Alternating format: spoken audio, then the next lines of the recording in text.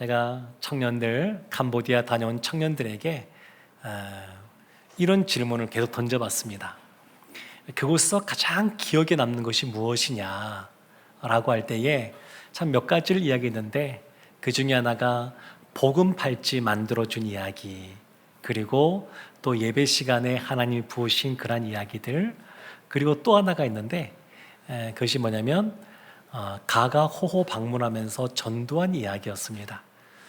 그러니까 교회로 찾아온 아이들도 너무 많았지만 가가 호호 방문해서 두 팀으로 나누어서 청년들이 한 가정 한 가정 돌아가면서 직접 복음을 전하는 겁니다. 직접 전하는 것. 그때 하나님이 부어주신 은혜가 있었다는 그러한 이야기들을 들었습니다. 오늘 말씀이 이와 같이 가가 호호 방문하면서 전도한 이야기와 사실은 연결되어져 있습니다.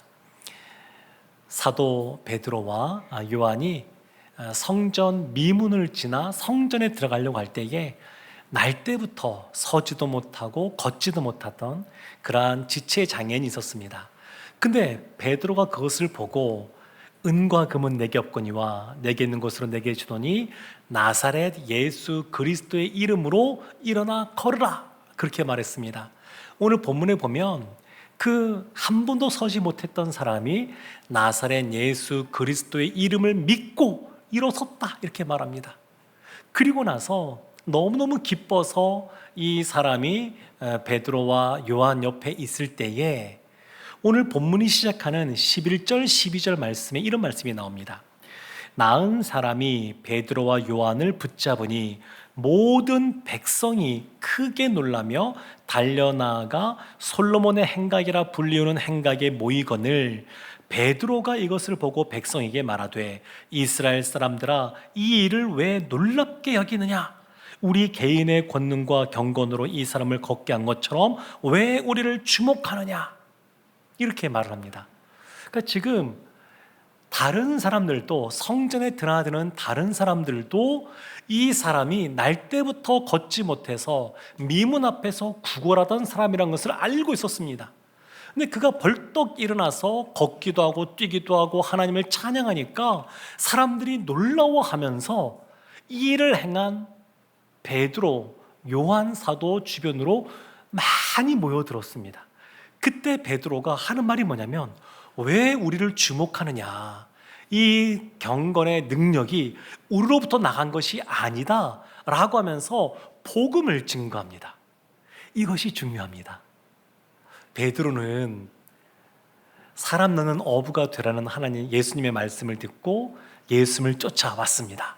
그리고 이제 본격적으로 그 역할을 감당하기 시작하는데, 그 사명을 감당하는데 기회가 주어졌을 때에 자신이 그 스포트라이트를 받는 것이 아니라 그 시선을 주님께로 돌려서 이 기회에 복음을 전하고 있습니다.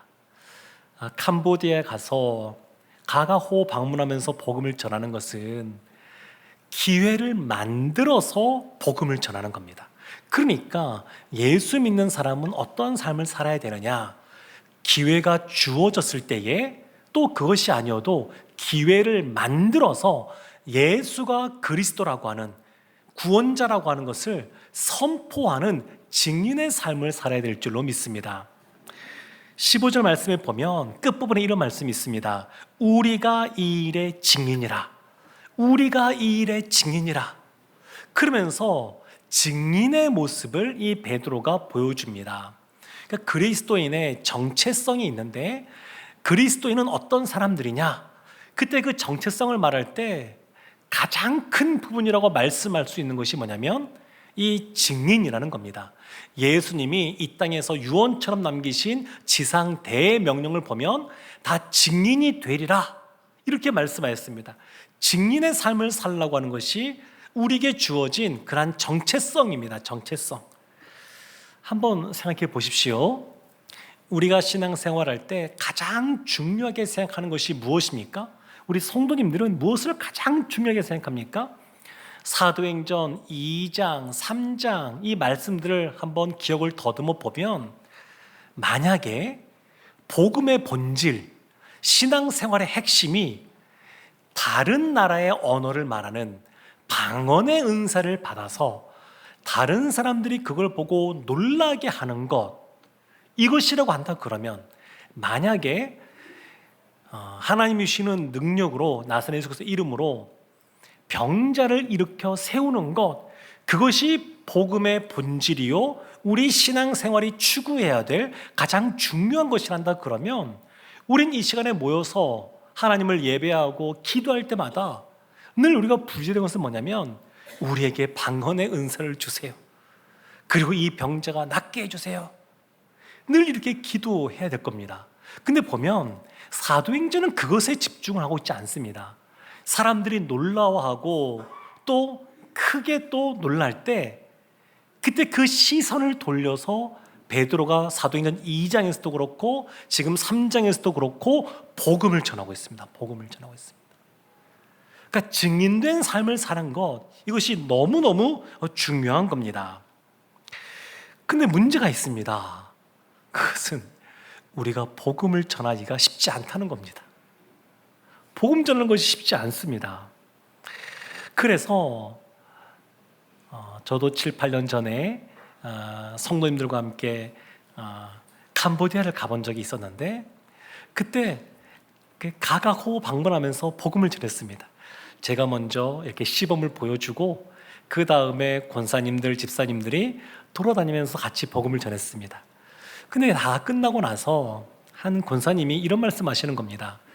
성교행 중에서 가장 좋았던 것은 앙코르와트 가서 뜨거운데 걸어 다닌 것이 아니고 직접 복음을 전해봤다라고 하는 것.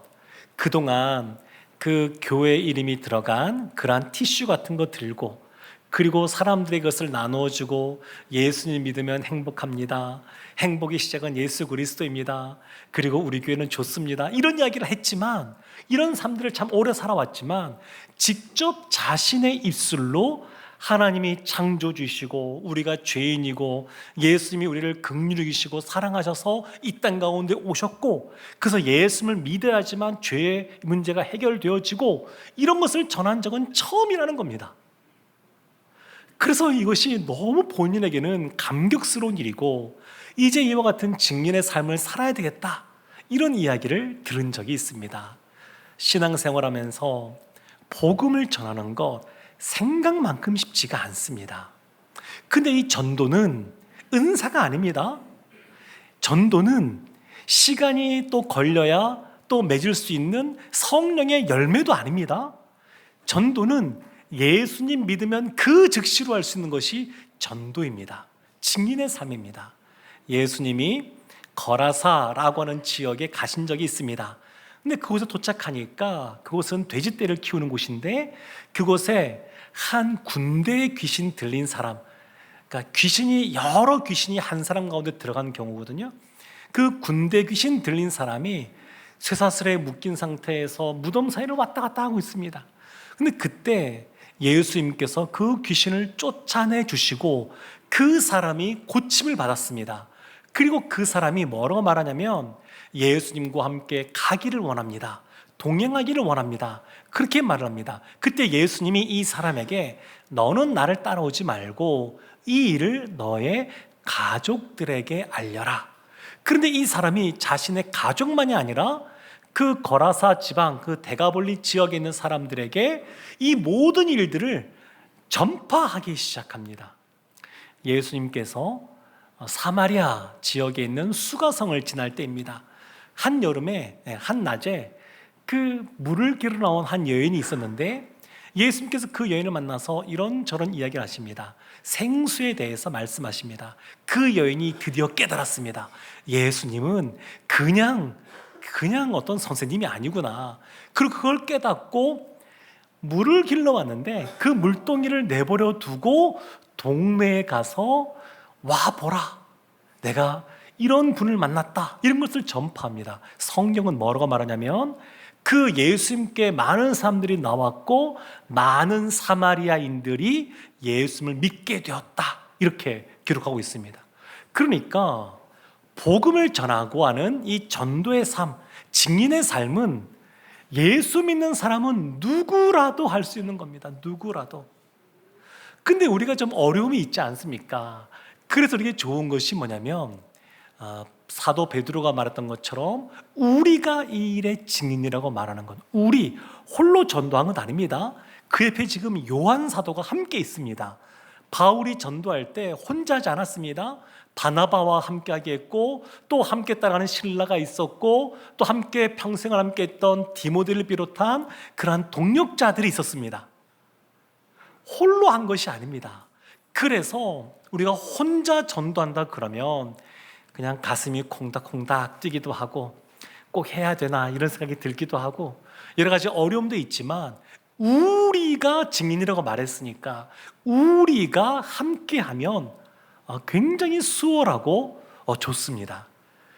그래서 우리 교회에 준비된 것이 있습니다. 뭘까요?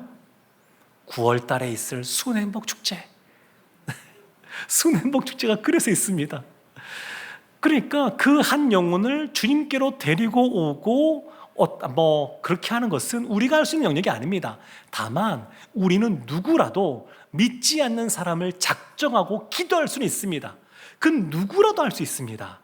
그 순에 계신 분들과 함께 더불어서 그 복음이 필요한 우리가 사랑하는 사람들의 이름을 적고 그들을 위하여 함께 기도할 수 있습니다. 이거는 누구라도 할 수 있습니다. 다만 그 사람이 오느냐 마느냐는 우리가 할 수 있는 영역은 아닙니다. 우리가 노력하고 초청하긴 하지만 그가 오게 하는 것, 또 그가 예수님 믿게 하는 것, 또 그가 나중에 또 열매를 맺는 이것들은 주님께서 하실 일입니다. 우리가 하는 것은 그를 위해서 기도해주고 초청하는 것, 또 온다 그러면 내가 만난 예수님에 대해서 증거하는 것, 간증하는 것, 그 정도가 우리가 할 수 있는 그런 일들입니다. 사도들이 우리가 이 일의 증인이다 했던 것처럼 우리에게도 순에서 함께 할 수 있는 좋은 그러한 방법이 있다고 하는 것을 기억해 주시면 좋을 것 같습니다. 그런데 지금 베드로가 복음을 전하고 있는데 그러면 그 내용이 무엇이냐? 그 핵심적인 내용이 13절부터 15절까지 나와 있습니다. 제가 말씀을 보겠습니다. 아브라함과 이삭과 야곱의 하나님 곧 우리 조상의 하나님이 그의 종 예수를 영화롭게 하셨느니라. 너희가 그를 넘겨주고 빌라도가 놓아주기로 결의한 것을 너희가 그 앞에서 거부하였으니 너희가 거룩하고 의로운 일을 거부하고 도리어 살인한 사람을 놓아주기를 구하여 생명의 주를 죽였도다. 그러나 하나님이 죽은 자 가운데서 그를 살리셨으니 우리가 이 일의 증인이라. 너희가 예수를 넘겨주고 거부하고 생명의 주를 십자가에 서 죽였다. 이렇게 말하고 있습니다. 이거 보면 베드로는 굉장히 강심장입니다. 원래 이랬던 사람은 아닌데 오순절 성령 충만한 그러한 은혜를 경험한 다음에 마음에 담담이 생겼습니다. 용기가 생겼습니다. 그래서 그 모인 사람들을 향하여 너희가 넘긴 그 예수, 너희가 거부했던 그 예수, 너희가 죽였던 그 예수가 사실은 생명의 주다. 그리고 하나님이 그를 다시 살리셨다, 부활하게 하셨다. 이것을 아주 담대하게 이 베드로가 선포합니다. 생명의 주를 죽였다고 하는 것, 이건 참 어리석은 일인데 생명의 주를 죽였다라고 하는 것은 우리 안에도 이러한 죄가 있는지 한번 돌이켜볼 필요가 있습니다. 예수님이 이 당시에 그 유대인들 때문에 이와 같은 십자가를 지셨지만 예수님의 그 십자가에서 돌아가실 때 짊어지신 그 죄는 우리의 죄도 포함이 되어 있습니다. 그래서 우리도 죄인으로서 예수 그리스도를 십자가에 못 박은 자들이라고 하는 것을 기억할 필요가 있습니다. 지금 베드로가 지금 너희가 이와 같이 넘겨주고 거부하고 죽였는데 그러므로 해야 될 것 두 번째 핵심적인 내용이 19절에 나옵니다. 우리 19절 말씀 함께 합독하겠습니다. 그러므로 너희가 회개하고 돌이켜 너희 죄 없이 함을 받으라. 이같이 하면 새롭게 되는 날이 주 앞으로부터 이를 것이요. 아멘. 회개하고 돌이켜, 이게 명령형으로 되어 있습니다. 회개하라, 돌이키라. 명령형. 회개하다 보게 되면 우리가 되게 감정적으로 북받쳐 오르는 것이 있습니다. 그래서 하나님 앞에 울기도 하고 통곡도 하는데, 그런데 회개라고 하는 것은 그 이상의 것입니다. 감정적인 것 그 이상의 것입니다. 그것이 뭐냐면 돌이키는 겁니다. 죄악으로 가던 길에서 돌이켜 다시 예수 그리스도를 바라보고 예수님을 향하여 발걸음을 떼기 시작하는 그러한 돌이킴, 그것이 있어야 됩니다. 근데 재미있는 표현이 있습니다. 새롭게 되는 날이라고 하는 표현이 있는데, 이것이 그 전에 번역했던 개역 한글 성경을 보면 유쾌하게 되는 날 이렇게 되어 있습니다. 유쾌하게 되는 날. 어떤 것이 유쾌할까요? 어떻게 해야 유쾌해질 수 있을까요? 근데 이 헬라어, 이 원어의 그 단어의 뜻을 한번 살펴보면 이런 의미입니다. 하늘을 향해 숨을 쉬는 것. 하늘을 향해서 숨을 쉬는 것이 유쾌한 것이고, 하늘을 향해서 숨을 쉬는 것이 새롭게 되는 것이라고 말을 합니다. 그러니까 우리가 유쾌한 사람, 그러면 어떤 사람이 유쾌한 사람이냐? 하늘을 향하여 숨을 쉬는 사람, 하나님을 바라보고 하나님과 교제하고 하나님과 친밀한 삶을 살아가는 사람, 그 사람이 사실은 유쾌한 사람입니다. 그런데 이것을 문자적으로 해석한다 그러면 다시 숨 쉬는 날, 이런 뜻입니다. 다시 숨을 쉬는 것, 이것이 문자적인 그러한 해석입니다. 이런 것이죠. 지금 이 베드로의 설교를 듣고 있는 사람들은 지금 숨을 쉬고 있지 않다는 겁니다. 왜 그럴까요?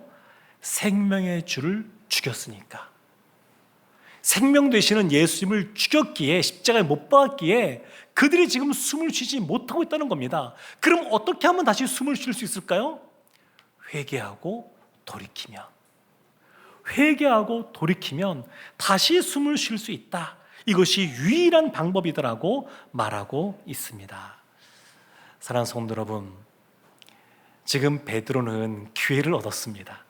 그 기회를 놓치지 않고 담대하게 복음을 증거하는데, 그 핵심적인 내용은 회개하고 돌이키라는 겁니다. 우리가 죄인이기 때문에 회개하고 돌이키라고 말하고 있습니다. 기억을 가만히 더듬어 보면 사도행전 2장에서도 베드로가 동일한 설교를 했습니다. 그리고 그 사람들이 우리가 어찌할꼬라고 하면서 가슴을 치고 괴로워할 때에 베드로가 회개하고 죄의 사함을 받으라, 그러면 성령의 선물을 받으리니, 이렇게 설교했습니다. 지금 두 번째 설교도 똑같습니다. 첫 번째 설교, 두 번째 설교 똑같습니다. 그래서 제가 이 내용을 보면서 기억나는 분이 있습니다. 전에 사역할 때 그 교회 원로 목사님이셨는데, 기회가 될 때마다, 설교할 기회가 있을 때마다 설교의 내용이 들었던 내용을 또 하시고 들었던 내용을 또 하시고 그런 겁니다. 설교의 그 주제가 동일합니다. 늘 똑같아요. 그래서 아니, 이분은 왜 생각보다 자주 전하시는데 왜 늘 똑같은 설교만 하실까? 제가 몇 년을 들었는데 늘 똑같습니다. 그게 뭐냐면 회개하고 예수님 잘 믿으세요, 그 내용이었습니다. 여러분, 회개해야 됩니다. 생각보다 천국 갈 사람 많지 않습니다. 이 이야기를 늘 하셨어요. 교회에 와서 예배 드린다고 다 천국 가는 건 아닙니다. 회개하고 예수님 믿어야 됩니다. 이 이야기를 늘 강조하셨어요. 그러면서 나중에 교육자 수련회 때 한번 이렇게 말씀을 또 하실 기회가 있었는데, 그때 그런 말씀 하시는 겁니다. 이제 목회를 쭉 해오고 은퇴도 하고 보니까 나이도 들고 그런 생각이 든다는 거예요. 어쩌면 내가 지금 이 자리에서 전하는 말씀이, 설교가 마지막 설교일 수 있겠다. 이 설교를 듣고 있는 성도님들이 내 설교를 마지막으로 들을 수도 있겠다. 그러면 내가 마지막 설교에 무엇을 전할 것인가? 신앙생활에서 가장 중요한 것, 성도가 신앙생활하면서 가장 중요한 것, 그것을 전해야 되지 않을까? 그렇게 생각하시고 늘 복음을 전하시는 겁니다. 어떠한 본문을 봐도, 늘 결론은 똑같습니다.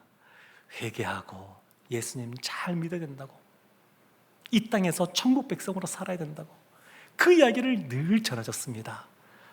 바울이, 베드로가 전하는 이 설교, 뒤에 보면 스데반도 설교하고 바울도 설교하는데 그 내용이 다 똑같습니다.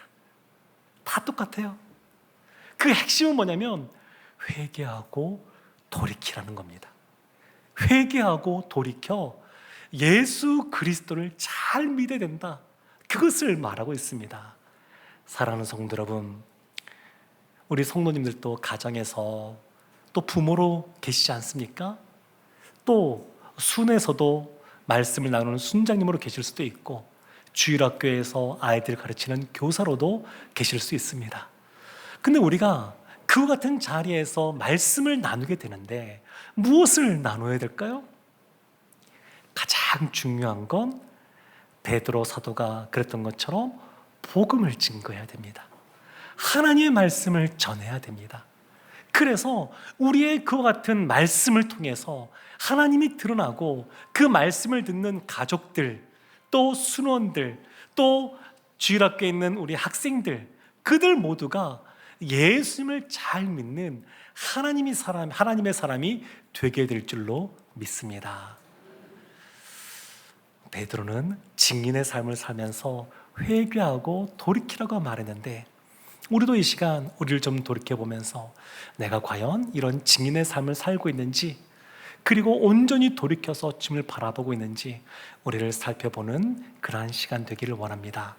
그런 시간을 가질 때 하나님이 우리를 찾아와 주시고 우리의 마음을 만져주시고 우리를 회복시켜 줄 줄로 믿습니다. 이런 애가 오늘 우리 가운데 넘치기를 주님의 이름으로 축원합니다. 아멘.